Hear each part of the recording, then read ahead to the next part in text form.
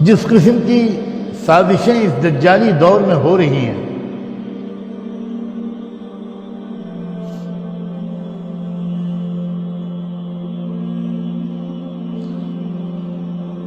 جو اصل سبب ہیں، ظاہری سبب،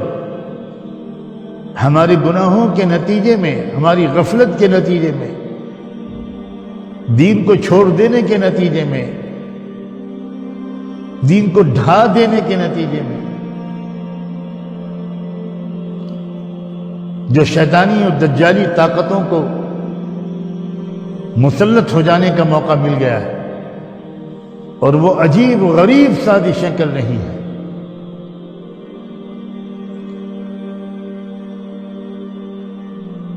ان کے ہر طرح کی شرارتوں اور سازشوں اور ان کے نقصانات سے بچنے کے لیے ماہرین بتاتے ہیں کہ سب سے زیادہ مؤثر عمل کثرت سے قرآن کی تلاوت کرنا ہے۔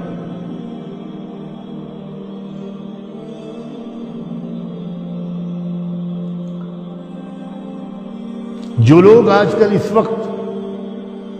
پوری دنیا کو کنٹرول کر رہے ہیں اللہ تعالیٰ کی ایک بنائے ہوئے منصوبے کے مطابق اور ہماری گناہوں کی وجہ سے، ان کے آباء و اجداد کا کردار قرآن میں بتایا گیا تھا۔ نبذوا کتاب اللہ وراء ظہورہم واتبعوا ما تتلو الشیاطین علی ملک سلیمان۔ جو لوگ میرے اشارے کو سمجھ سکتے ہیں، علماء کرام تو ضرور سمجھ رہے ہیں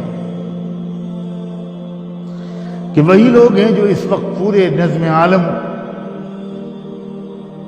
پر ان کو قابو دے دیا گیا ہے، اور یہ عین ان اطلاعات کے مطابق ہے جو اللہ کے رسول صلی اللہ علیہ وآلہ وسلم نے اپنے ان بے شمار ارشادات میں بیان فرمایا تھا، جو ارشادات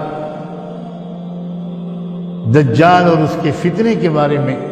حدیث کی کتابوں میں بھرے ہوئے ہیں۔ یہ آج اس بندہ کوشش کرے گا کہ اپنے بہت محدود علم کے مطابق، علم کے بقدر، رمضان مبارک کے آنے والے دنوں میں سورہ کہف کی روشنی میں دجال کے فتنے کے بارے میں، اس کی کچھ تفصیلات کے بارے میں، اور آج کل کے حالات سے ان کے ربط و تعلق کے بارے میں کچھ عرض کروں۔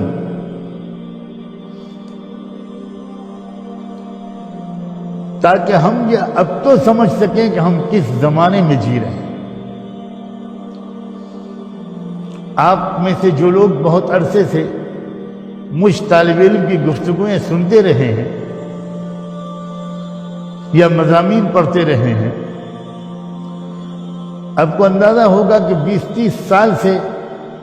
یہ عاجز کہنے کی کوشش کر رہا ہے کہ یہ عام زمانہ نہیں ہے، یہ آخر الزمان شروع ہو چکا ہے، اور بڑی تیزی کے ساتھ وہ جو واقعات و حوادث دنیا کے مختلف علاقوں میں وقوع پذیر ہو رہے ہیں،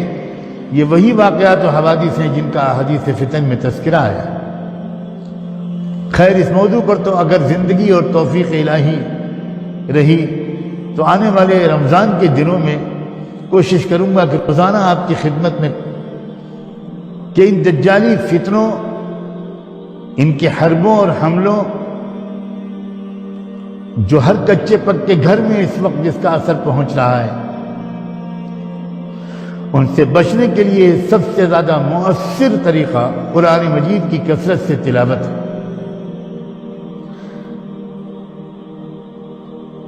آپ میں سے جو لوگ پچھلے رمضانوں میں روزانہ ایک پارہ پڑھتے تھے، اللہ کے واسطے اس مرتبہ مقدار بڑھا دیجئے۔ اس وقت تو آپ کو فرصت ہے، اللہ نے فارغ کر دیا ہے، بیٹھ جاؤ اور مجھے مناؤ، مجھے راضی کرو۔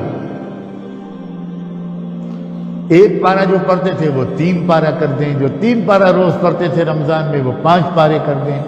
جو 5 پارے پڑھتے تھے وہ 7 پارے کر دیں۔ کوشش کریں کہ زیادہ سے زیادہ قرآن مجید کی تلاوت ہو، اور کلمہ طیبہ لا الہ الا اللہ کی کثرت کریں، خوب پڑھیں اس کو یقین کے ساتھ، محبت کے جذبات کو اللہ تعالیٰ کے ساتھ جوڑنے کی کوشش کرتے ہوئے جب لا الہ الا اللہ پڑھے تو کبھی ذہن میں کیفیت ہو لا معبود الا اللہ کی، کبھی لا محبوب الا اللہ، کبھی لا مرغوب الا اللہ، کبھی لا مقصود الا اللہ۔ ہمیں اعتراف کرنا چاہیے کہ ہم غافل ہو گئے، ہم بہت غافل ہو گئے،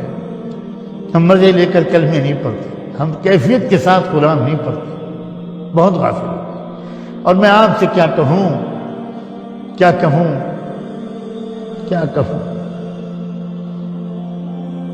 میرا حال بس میرا اللہ ستار بھی ہے اور غفار بھی ہے،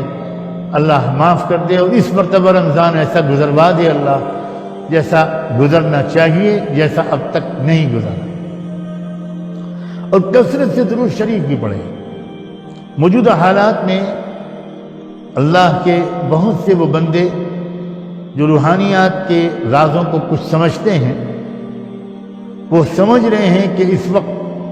درود شریف کثرت سے پڑھنے کے کیا فائدے ہوں گے۔ ہر دور میں اور ہر زمانے میں درود شریف بہت زیادہ اعلیٰ درجے کا ذکر ہے، اتنا اعلیٰ درجے کا ذکر ہے اور اتنی زبردست دعا ہے کہ صحابہ نے تو پوچھتے اللہ کے رسول سے یہ تک فیصلہ کر دیا کہ اللہ کے رسول اب میں تو اللہ سے کچھ مانگوں گا ہی نہیں، صرف صرف درود پڑھتا رہوں، کیونکہ بار بار اشارہ ہو رہا تھا اللہ کے رسول کی طرف سے کہ تم جتنی چیزیں اللہ سے مانگنا چاہتے ہو وہ سب تم کو مل جائیں گی اگر تم مجھ پر درود شریف پڑھتے ہو۔ تو پہلے ارادہ کیا کہ اچھا اب میں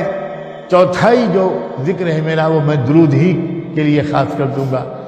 پھر کہا کہ تہائی، یہاں تک کہ بڑھتے بڑھتے یہ کہا کہ بس اب تو میں صرف، اور جب صحابی نے کہا کہ اب میں درود ہی درود پڑھوں گا صبح سے رات تک، تو آپ نے تو عجیب بات فرما دی، پھر سن لو تمہاری ساری فکریں دور ہو جائیں گی، ضرورتیں سب پوری ہو جائیں گی، تمہاری سب دعائیں قبول ہوں گی۔ تو اس وقت جو حالات ہیں، اللہ اکبر، ذرا تصور تو کیجئے، ہم اور آپ میں سے تو بہت سے لوگ ابھی تک اپنے گھروں میں بیٹھ کر کھا پی رہے ہیں، لیکن میرے کروڑوں بھائی، میرے کروڑوں بیٹے، میری لاکھوں بیٹیاں، میری بہنیں لاک ڈاؤن میں ایسے پھنسے ہوئے ہیں کہ بھوک سے مر رہے ہیں۔